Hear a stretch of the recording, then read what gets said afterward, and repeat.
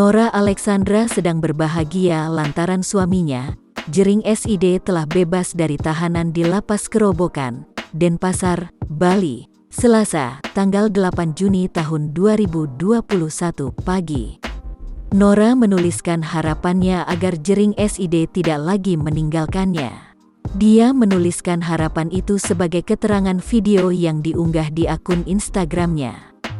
"Terima kasih sudah kembali. Semoga bisa mendampingi aku sampai aku tua. Jangan lagi ditinggalin ya. Kamu juga berhak kok bahagia untuk dirimu sendiri dan rumah tanggamu.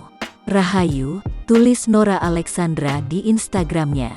"Terima kasih untuk diriku sudah kuat tahan beban omongan orang, fitnah dan tudingan yang gak benar adanya. Nora, kamu kuat."